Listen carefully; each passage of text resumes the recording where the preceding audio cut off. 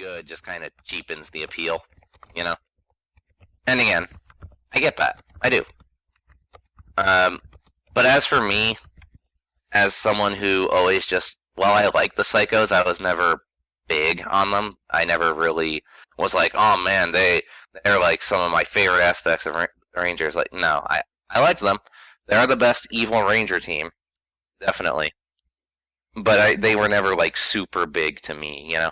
So for me, this whole story, I just kind of rolled with it. I was like, all right, cool, I guess. But that said, there are some retcons, and if I'm wrong, please forgive me, because I haven't seen Power Rangers in Space in like 4 years almost. So that was like the last time I gave it a watch. So, you know, sorry if I make any mistakes here. But I mentioned the setup being really weak. Well, I'll go into why.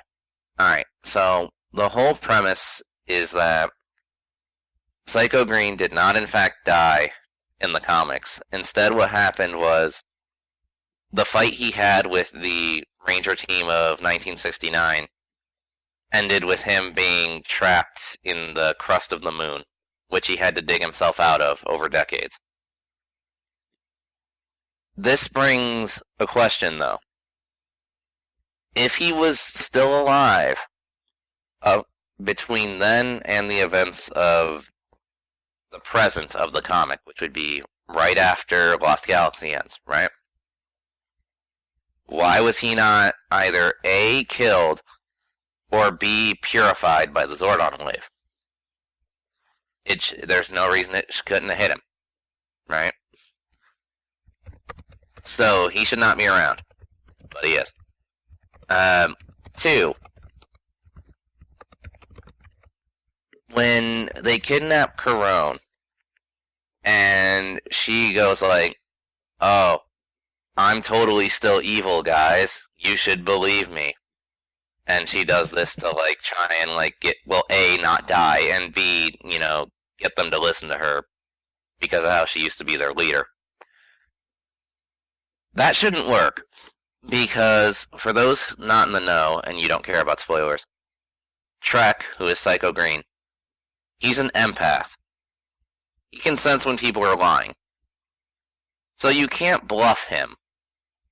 So the way that sequence should have gone down is Corone's like, oh, I'm still evil, you should trust me and rein me in as your leader. He should immediately just looked at her and went like, yeah, bullshit, and like shot her.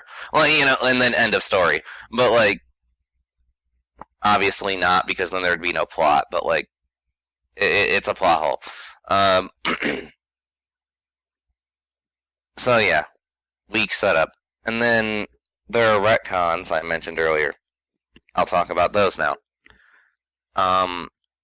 One retcon I actually liked because it's my own personal taste. Because like I've mentioned to you guys before how I like certain things getting fucked up, right? Well, and again, correct me if I'm wrong here. It's been some years, but in Power Rangers in Space, they established that the Psycho Rangers are all data beings. Their essence is tied to these data cards. They're essentially like living holograms, so to speak, right? Like, you can still hurt them, they still have a physical makeup of a human being. You can still make them bleed.